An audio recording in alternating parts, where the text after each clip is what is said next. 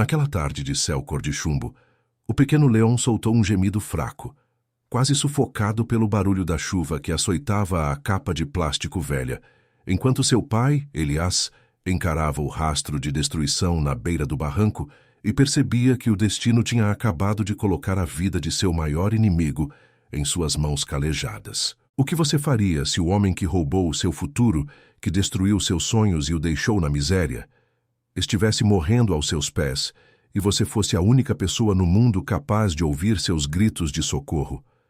Assista a esta história até o final, porque o que aconteceu naquela estrada de barro vai fazer você questionar tudo o que sabe sobre justiça e perdão.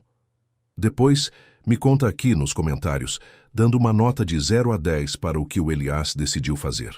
E se essa história tocar o seu coração de alguma forma, se inscreva no canal para apoiar o meu trabalho. Eu conto muito com a sua companhia. A região onde Elias vivia, no interior profundo da Polônia, era um lugar onde o tempo parecia ter esquecido de passar, e a esperança era um luxo que poucos podiam pagar. A terra ali era pesada, uma mistura de argila e memórias de tempos difíceis que grudava nas botas e na alma de quem tentava tirar dela o sustento. Elias era um homem de 30 e poucos anos, mas se você olhasse para suas mãos, juraria que ele já tinha vivido um século. Eram mãos de mecânico, marcadas por cicatrizes de queimaduras, cortes e aquela graxa que entra nos poros e nunca mais sai por completo. Houve um tempo em que Elias sorria. Ele tinha uma pequena oficina, um lugar simples, mas honesto, onde o barulho dos motores era a música da sua vida. Ele tinha Ana, sua esposa, cujo riso era o único combustível que ele realmente precisava para enfrentar os dias longos. Mas o mundo de Elias desmoronou como uma casa de cartas em um vendaval. Primeiro veio o processo judicial. A Agropolska, uma gigante do agronegócio que engolia tudo o que via pela frente, decidiu que as terras onde ficava sua oficina eram necessárias para a expansão de um de seus armazéns. Usando advogados caros e brechas na lei que Elias nem sabia que existiam, eles provaram o improvável, que o terreno nunca pertenceu à sua família. Em poucos meses, ele viu o trator derrubar as paredes que ele mesmo tinha erguido. Mas a dor material não foi nada perto do que veio a seguir. Ana, grávida de Leon, entrou em trabalho de parto na noite mais fria do ano. As estradas estavam bloqueadas pela negligência da prefeitura, que só limpava o caminho para os caminhões da Agropolska. Sem assistência, sem hospital, sem tempo, Elias viu o amor de sua vida partir, deixando em seus braços um bebê faminto e um vazio no peito que nem o tempo conseguia preencher. Hoje, Elias vivia em um puxadinho nos fundos de uma casa em ruínas, tentando equilibrar o luto e a sobrevivência. Ele carregava Leon para todo lado em um canguru surrado, preso ao peito, sentindo o calor do filho como se fosse a única coisa que o mantivesse ancorado à realidade. Ele não confiava em ninguém. Para ele, cada habitante daquela cidadezinha era cúmplice do silêncio que permitiu sua ruína.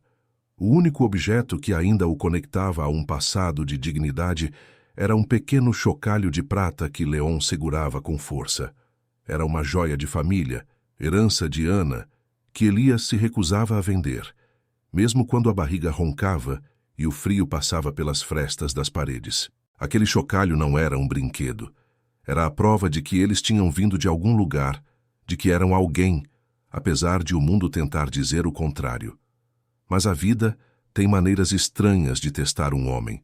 Naquela tarde de tempestade extrema, Elias voltava a pé de uma fazenda vizinha. Tinha ido pedir um emprego, qualquer coisa, até limpar estábulos, mas recebeu apenas um não seco. A chuva transformava o caminho em um rio de lama viscosa. Leon, sob a capa improvisada, estava inquieto. Elias caminhava com a cabeça baixa, lutando contra o vento, quando um som metálico ensurdecedor rasgou o barulho do temporal. Foi o som de algo enorme capotando. Elias correu até a borda de uma curva perigosa, onde o asfalto terminava e o precipício começava. Lá embaixo, no fundo do barranco, um trator de última geração, uma máquina que valia mais do que Elias ganharia em toda a sua vida, estava virado. As rodas imensas ainda giravam lentamente no vazio, como um animal gigante agonizando. E vindo da cabine esmagada um grito de puro pavor. Elias desceu o barranco escorregando, com Leon bem apertado contra o peito. O cheiro de diesel era forte, misturado ao cheiro de terra molhada e metal quente. Quando ele se aproximou da cabine, seu coração parou por um segundo. Preso nas ferragens com o rosto ensanguentado e as pernas esmagadas sob o painel, estava Octavian Meder, o patriarca da Agropolska, o homem que assinou os documentos que destruíram a vida de Elias, o homem que nunca olhou nos olhos das famílias que expulsou. Octavian, o benfeitor da igreja local, o homem de ternos impecáveis, agora era apenas um pedaço de carne trêmula, implorando por uma chance. Quando ele viu Elias se aproximar, seus olhos se arregalaram. Ele não reconheceu o homem, mas reconheceu a pobreza, reconheceu o olhar de quem foi pisoteado. "Por favor", Octavian gritou, a voz falhando. "Me tira daqui. Vai explodir. Eu te dou o que você quiser. Dinheiro, terras, tudo. Só não me deixa morrer aqui." Elias ficou parado, imóvel.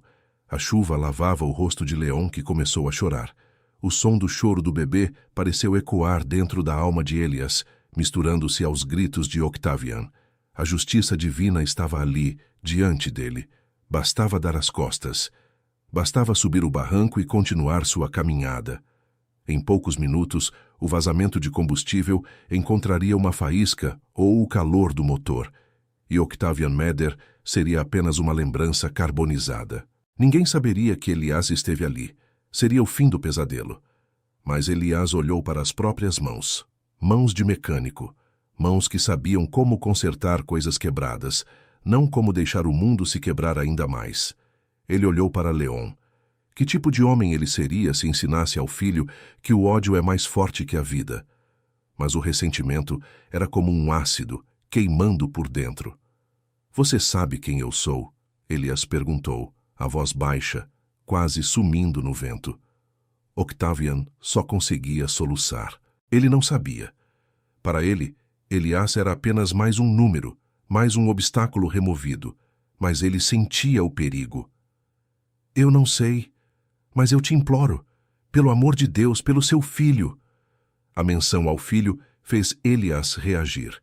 Ele soltou Leon com cuidado, colocando-o em um ponto seguro, sob a proteção de uma raiz de árvore grande que o abrigava da chuva direta. "Fique aqui, Leon. Papai já volta." Elias se atirou sobre os destroços. Ele usou seus conhecimentos técnicos, identificando os pontos de pressão das ferragens. Ele precisava de uma alavanca. Encontrou uma barra de ferro caída e começou a forçar o tórax de Octavian para fora da compressão. O esforço era sobre-humano. O metal rangia, protestando. E foi nesse momento, enquanto ele lutava para salvar o homem que o odiava, que algo caiu da cabine superior do trator. Uma pasta de couro preta, impermeável, com o emblema dourado da Agropolska. Com o impacto da queda, o fecho se quebrou e a pasta se abriu, espalhando papéis sobre a lama. Elias tentou ignorar, mas um documento específico chamou sua atenção. Era um mapa antigo, com carimbos do cartório central, algo que ele nunca tinha visto nos tribunais. No topo, o nome de seu avô. O tempo pareceu congelar. Elias esticou a mão e pegou o papel. Era a escritura original das terras da sua oficina. E ali, em anexo, estava um contrato de venda assinado. Mas a assinatura era uma falsificação grosseira. O documento original, o verdadeiro, provava que a terra nunca tinha sido vendida. Aquilo era a prova do crime. Era o segredo que Octavian carregava consigo. Talvez para levar a algum tabelião cúmplice para ser destruído de vez. Elias sentiu um soco no estômago. O homem que ele estava tentando salvar era mais do que um ganancioso. Ele era um criminoso frio que guardava as provas da sua própria sujeira debaixo do braço. Octavian, percebendo que Elias tinha pegado os papéis, mudou o tom. O pavor deu lugar a uma astúcia desesperada. "Me tira daqui e esses papéis são seus. Eu te dou o triplo do valor daquela oficina. Mas se você levar isso sem me ajudar, ninguém vai acreditar em você. Eu tenho o juiz, o tabelião, o prefeito. Você vai ser preso por roubo e negligência. Quem vai cuidar desse menino na cadeia, Elias? O vilão tinha acabado de revelar seu verdadeiro rosto, mesmo à beira da morte. Ele sabia o nome de Elias. Ele sabia quem ele era o tempo todo. A ameaça sobre Leon foi o estopim. Elias sentiu uma fúria cega, mas ele não era como Octavian. Com um grito de esforço puro, ele empurrou a alavanca com toda a força que lhe restava. As ferragens cederam com um estalo metálico violento. Elias agarrou Octavian pelas axilas e o arrastou para longe do trator, subindo o barranco com uma força que vinha do desespero. Eles mal tinham se afastado 30 metros quando uma explosão surda sacudiu o chão. Uma bola de fogo laranja subiu aos céus, iluminando a chuva e transformando o trator em um esqueleto fumegante. Octavian estava vivo, mas quebrado. Elias o deixou deitado na grama molhada, pegou Leon no colo e guardou a pasta de couro sob sua própria camisa junto ao corpo. "Eu salvei sua vida, Meder", disse Elias, enquanto o chocalho de prata de Leon balançava, emitindo um som cristalino que parecia um julgamento. "Mas a sua alma, essa eu não posso consertar. Agora, a guerra começou de verdade." Mas isso era só o começo. Elias achou que ter a prova nas mãos era o fim da sua jornada, mas ele não podia estar mais enganado. O que aconteceu nos dias seguintes foi ainda pior do que viver na miséria. E é aqui que muita gente desiste, mas ele não podia.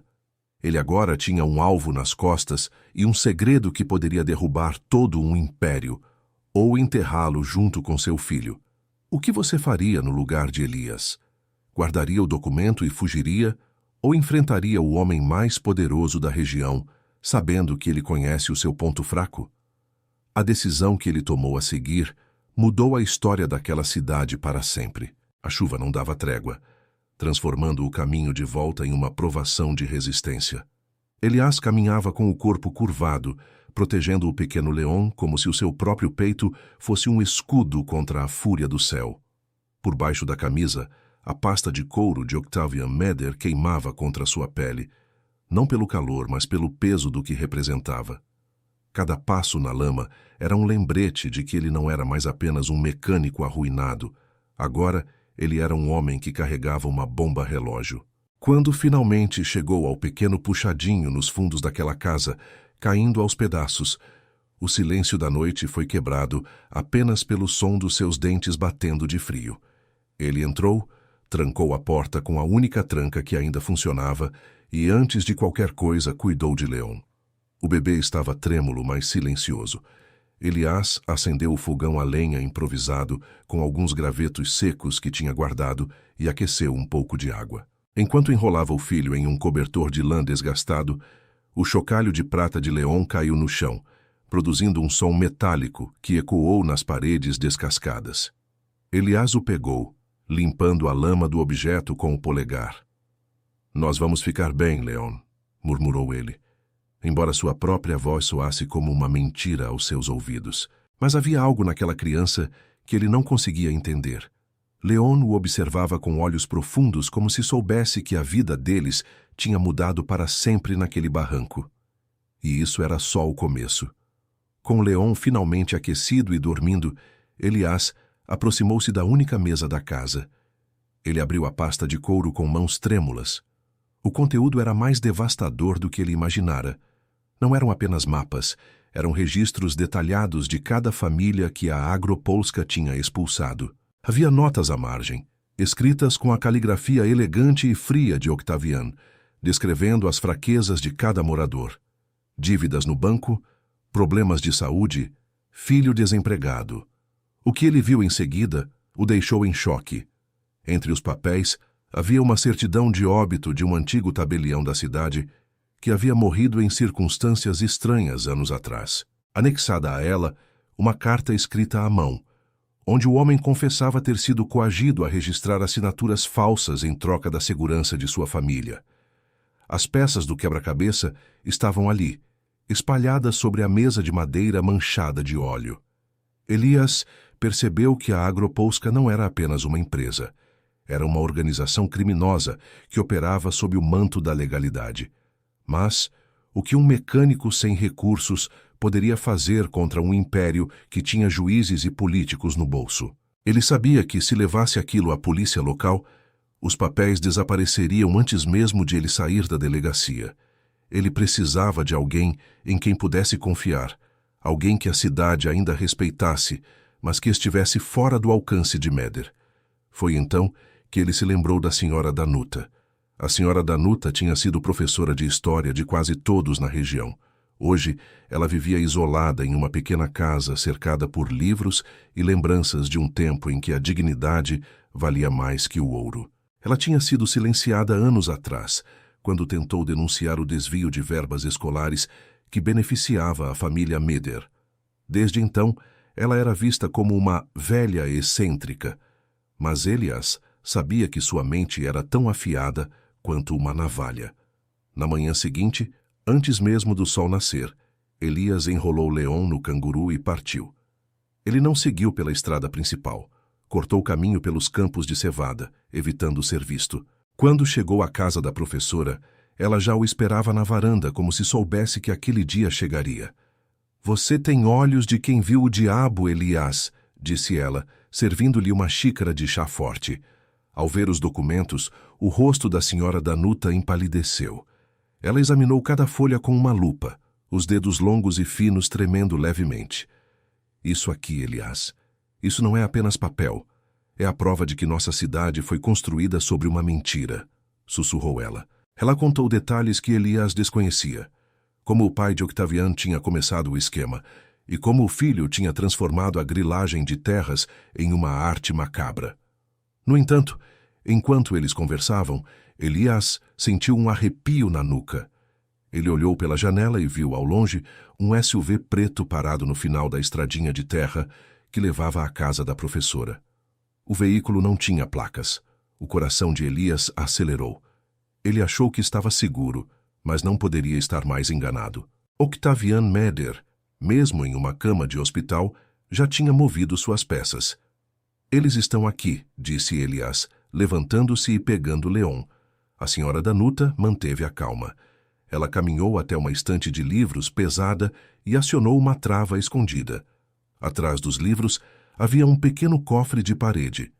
"Guarde os originais aqui, Elias. Leve apenas as cópias que eu fiz enquanto você tomava o chá. Se eles pegarem você, a verdade ainda estará protegida."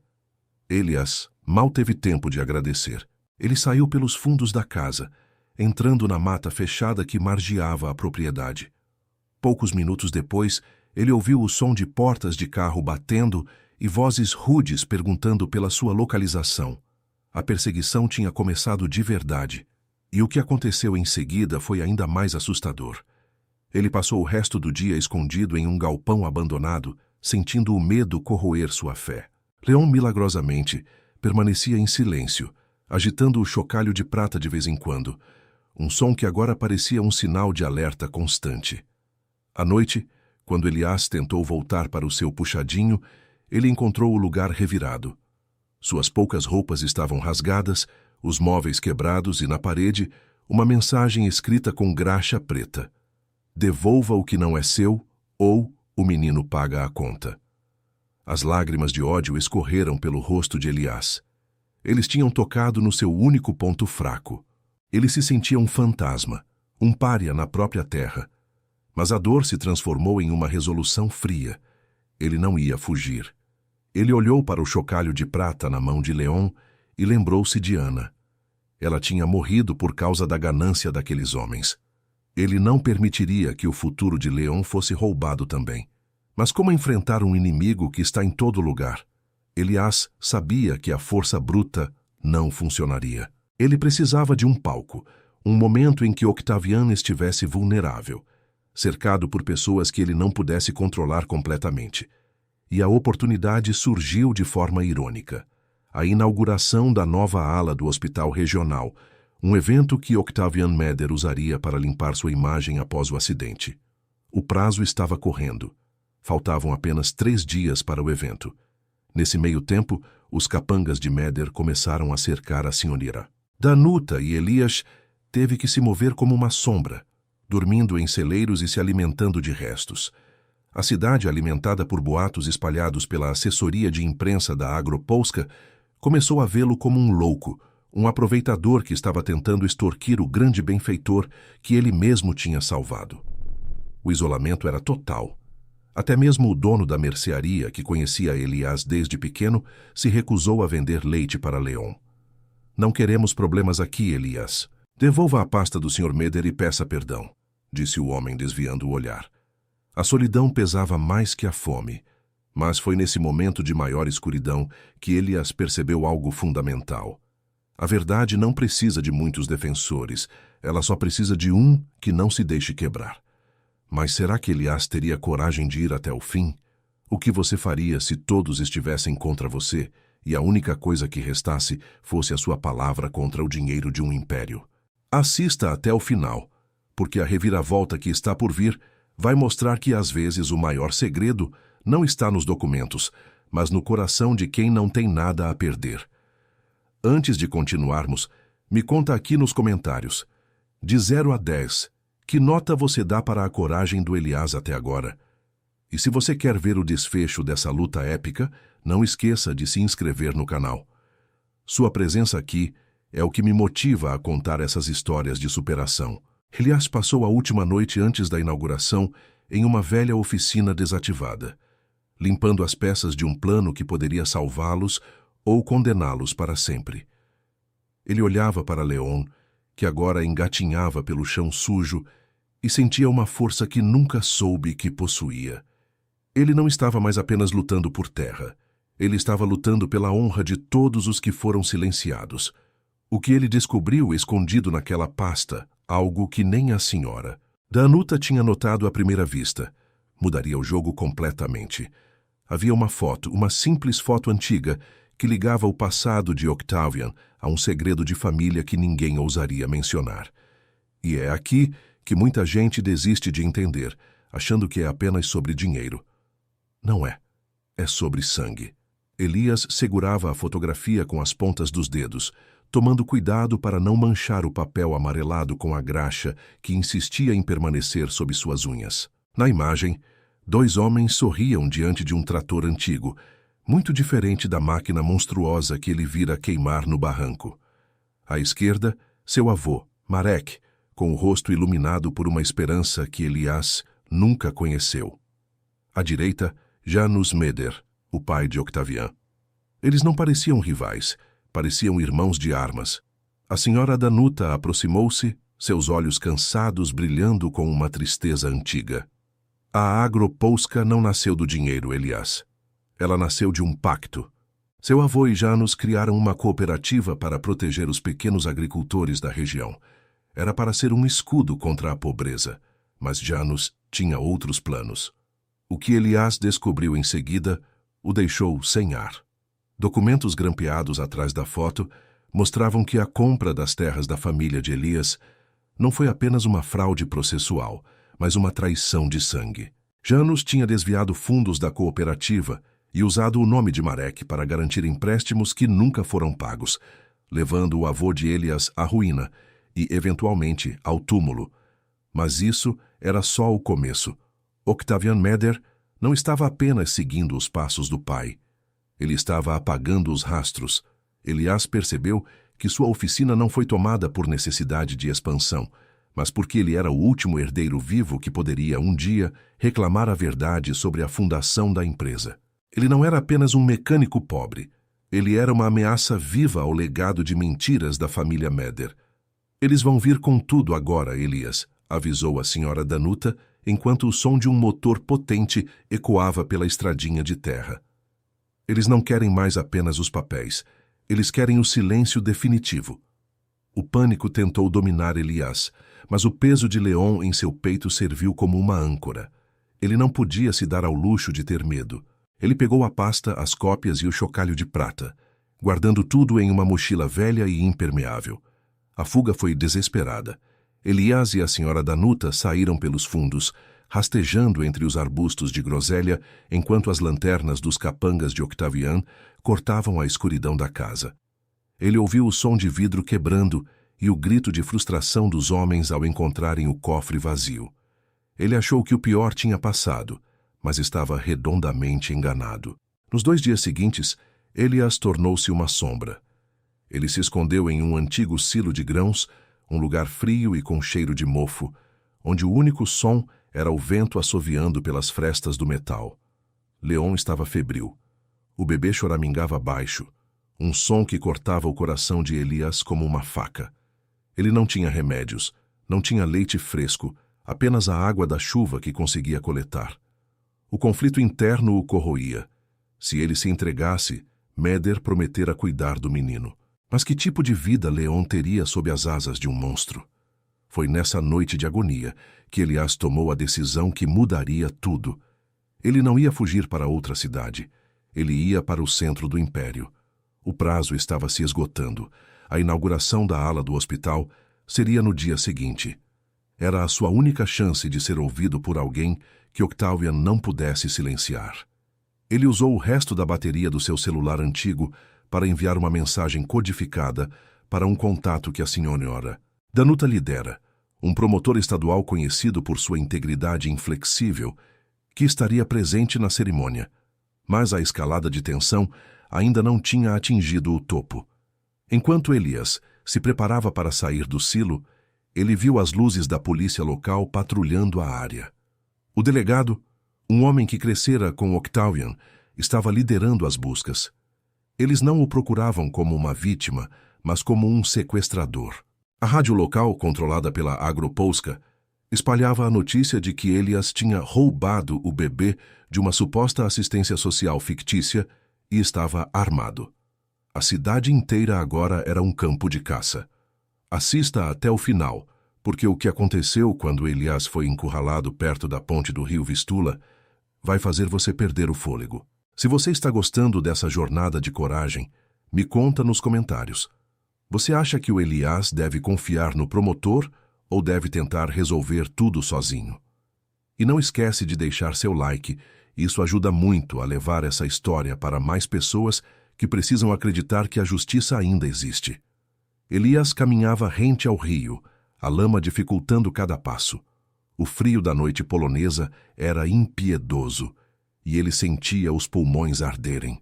De repente, um feixe de luz o atingiu em cheio. "Parado aí, Elias! Coloque as mãos para cima e solte a criança!" gritou uma voz pelo alto-falante. Era o delegado. Ele estava acompanhado por 3 homens de preto, capangas de Meder, disfarçados de seguranças privados. Elias parou na beira do precipício que dava para as águas geladas do rio. Ele olhou para Leon, que apertava o chocalho de prata com uma força surpreendente para um bebê, o símbolo da dignidade da sua família. Ele não podia se entregar ali, não no escuro onde ninguém veria sua queda. "Eu não estou armado", gritou Elias, a voz rouca. "Eu só quero que a verdade seja dita." Um dos capangas deu um passo à frente, a mão no coldre. "Não haverá verdade, mecânico. Apenas um trágico acidente de um fugitivo desesperado." O dedo do homem se aproximou do gatilho. Elias fechou os olhos e abraçou Leon, preparando-se para o salto impossível no rio gelado. Ele achou que tudo terminaria ali, em uma tumba de água e silêncio. Mas o destino tinha guardado uma última carta. Antes que o disparo ocorresse, um barulho de helicóptero rasgou o céu. Não era da polícia local. Eram luzes brancas, potentes, que ofuscaram a todos. Uma voz autoritária ordenou que todos baixassem as armas. Elias não sabia quem eram, mas aproveitou a confusão para mergulhar na escuridão de uma galeria de esgoto pluvial próxima. Ele passou as horas seguintes rastejando por túneis frios, sentindo o peso da responsabilidade esmagar sua alma. Ele estava exausto, faminto e cercado. Mas cada vez que o chocalho de Leon emitia aquele som metálico e puro, Elias lembrava-se do riso de Ana. Ele lembrava-se da oficina, do cheiro de metal e da sensação de ser um homem livre. Ele não era mais apenas Elias, o mecânico. Ele era o portador da memória de Marek e de todas as famílias destruídas pela Agropolska. A manhã da inauguração chegou com um sol pálido, que mal conseguia aquecer a terra úmida. O hospital estava decorado com bandeiras e flores. Octavian Meder, em sua cadeira de rodas de alta tecnologia, sorria para as câmeras, o epítome da resiliência e da filantropia. Ele não sabia que, a poucos metros dali, escondido sob um caminhão de entregas, um homem sujo de lama e graxa, com um bebê preso ao peito, estava pronto para detonar a verdade. E é aqui que muita gente desiste de lutar, achando que o vilão sempre vence no final. Mas Elias sabia de algo que Octavian esquecera. A verdade é como a água, ela sempre encontra uma fresta para passar, por mais alto que seja o muro. O confronto final estava prestes a começar, e o que Elias revelaria não apenas destruiria Octavian, mas mudaria a vida de cada pessoa naquela praça. O pátio do novo hospital regional estava apinhado de gente. Era uma manhã fria, com aquele vento cortante que sopra das planícies polonesas. Mas o clima entre as autoridades era de festa. Faixas azuis e brancas balançavam com o vento, e o cheiro de café fresco e polpas de frutas se misturava ao perfume caro dos políticos locais. No centro de tudo, em um palco montado com madeira de carvalho, estava Octavian Mather. Ele usava um terno cinza sob medida, e suas pernas estavam cobertas por uma manta de cachemir, enquanto permanecia sentado em sua cadeira de rodas. Ele era a imagem da superação, o herói que quase morreu em um acidente e que agora, em um ato de extrema bondade, entregava uma ala hospitalar para a cidade. Mas o que ninguém ali imaginava era que por trás daquelas cortinas de veludo e sorrisos ensaiados, o império de Mather estava prestes a sofrer um impacto maior do que qualquer colisão de trator. Elias estava a poucos metros, escondido atrás de uma das colunas de concreto da entrada principal. Suas roupas estavam imundas, o rosto marcado por arranhões e a barba por fazer, mas seus olhos brilhavam com uma clareza que ele não sentia há anos. Leong estava adormecido em seu peito, exausto de tantas noites em claro, mas o pequeno chocalho de prata estava preso na mãozinha do bebê, como se ele também estivesse pronto para o combate. Octavian começou seu discurso. Sua voz era firme, carregada de uma falsa modéstia que fazia o estômago de Elias revirar. Este hospital é um presente para cada família que trabalha duro nesta terra, dizia ele, enquanto os flashes das câmeras disparavam. Pois a Agropolska não é apenas uma empresa, é o coração desta região. Foi nesse momento, quando Octavian se preparava para cortar a fita inaugural, que o silêncio foi rompido não por aplausos, mas por passos pesados sobre o tablado de madeira. Elias saiu da sombra. Ele caminhou lentamente, atravessando o corredor formado pelas autoridades que, em choque, não souberam como reagir. O delegado tentou se aproximar, mas Elias levantou a mão esquerda, segurando a pasta de couro preta, enquanto com a direita mantinha Leon seguro. O senhor me reconhece agora, Octavian? A voz de Elias não foi um grito, foi um trovão silencioso que paralisou a praça inteira. Octavian empalideceu. O suor frio começou a brotar em sua testa, mas ele tentou manter a máscara. Seguranças, tirem esse homem daqui! Ele é um lunático que me atacou na estrada! Gritou o vilão, mas Elias já estava diante do microfone principal. As câmeras de televisão da capital, que faziam a cobertura do evento, focaram no rosto sujo de Elias e no bebê inocente em seu colo. Eu sou Elias, o mecânico que você tentou apagar, disse ele, olhando diretamente para a lente da câmera. Eu sou o homem que salvou a sua vida enquanto você guardava no bolso a prova de que roubou a minha. Elias abriu a pasta e tirou a fotografia amarelada de seu avô Marek ao lado de Janusz Mather. Ele a mostrou para a multidão, para os jornalistas, para o povo que por tanto tempo viveu sob o medo. A Agropolska foi construída sobre traição. Aqui estão as assinaturas falsificadas. Aqui está a confissão do tabelião que vocês silenciaram. O caos se instalou. Octavian tentou girar sua cadeira de rodas para fugir, mas o caminho foi bloqueado por um homem de terno escuro e olhar severo que subira ao palco pelo outro lado. Era o promotor estadual. Ele não estava ali para a festa. Ele estava ali porque a mensagem de Elias tinha chegado ao destino certo. Senhor Mather, creio que temos muito o que conversar sobre esses documentos originais que o Sr. Elias acaba de apresentar, disse o promotor, enquanto dois agentes federais se aproximavam. Assista até o final, porque o que aconteceu com Octavian Mather nos minutos seguintes foi a queda mais espetacular que aquela região já viu. Mas antes me conta aqui nos comentários de 0 a 10 O que você achou da coragem do Elias de enfrentar o sistema na frente de todo mundo? E se você acredita que a verdade sempre aparece, se inscreve no canal. Eu trago histórias como essa para mostrar que ninguém é intocável. Octavian foi levado sob custódia ali mesmo, sob os olhares de desdém da população que por anos foi enganada. O império da Agropolska começou a ruir como um castelo de areia. Nos dias que se seguiram, a investigação federal revelou uma rede de corrupção que envolvia o tabelião, o delegado e até o juiz que havia condenado Elias injustamente. O sistema falho, que antes era uma muralha, tornou-se a prisão de quem o criou. Mas a verdadeira vitória de Elias não foi ver Octavian atrás das grades. Foi o que aconteceu 3 meses depois. O processo de restituição de terras foi acelerado pela pressão pública. Elias não se tornou um milionário. Ele não queria isso. Ele aceitou apenas o que era seu por direito: o terreno da antiga oficina e a pequena fazenda que pertencera ao seu avô Marek. A restauração de Elias foi um renascimento. Ele não era mais o fantasma que caminhava entre os vivos. Ele voltou para a senhora Danuta e juntos transformaram parte das terras recuperadas em um centro de acolhimento para órfãos e famílias que perderam tudo para a ganância das grandes corporações. Ele usou o conhecimento que tinha para ensinar jovens o ofício de mecânico, transformando graxa em dignidade. A cena final da nossa história é de uma paz que Elias achou que nunca mais sentiria. O sol estava se pondo sobre os campos de trigo, pintando o horizonte de um laranja profundo, típico do outono na Polônia.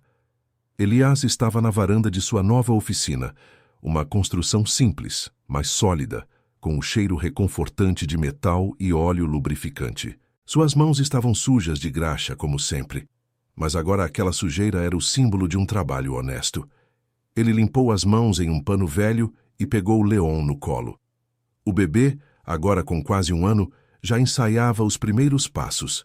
Leon agitou o chocalho de prata, e o som cristalino pareceu agradecer ao pai por não ter desistido. Elias olhou para a árvore grande no centro do terreno, a mesma onde ele costumava brincar com seu avô, e sentiu que Ana estava ali, em algum lugar, sorrindo para eles. Ele percebeu que a riqueza verdadeira não estava nos hectares de terra ou nos saldos bancários que Octavian tanto prezava. A riqueza estava na capacidade de olhar o filho nos olhos e saber que o nome que ele carregaria não estaria manchado por mentiras. Elias tinha perdido quase tudo, mas no fogo da injustiça, ele forjou algo que dinheiro nenhum pode comprar: a paz de espírito. A moral dessa história é simples, mas poderosa. A dignidade não é algo que se herda em um testamento ou que se compra em um cartório. A dignidade é algo que se protege com cada decisão, especialmente quando o caminho mais fácil é a omissão. Elias salvou seu carrasco e, ao fazer isso, salvou a si mesmo e o futuro de seu filho. Se essa história tocou você de alguma forma, se você sentiu a força desse pai que não se deixou quebrar, se inscreve no canal agora. Eu prometo trazer histórias assim com frequência, para fazer seus dias um pouco mais inspiradores e mostrar que no final a luz sempre vence a escuridão. E não esquece, deixa aqui nos comentários a sua nota de 0 a 10 para a jornada do Elias. Eu leio cada um de vocês e respondo com muito carinho. Obrigado por assistir até aqui. Lembre-se sempre, nunca subestime o poder de um homem que não tem nada a perder, exceto a sua própria honra. A gente se vê na próxima história.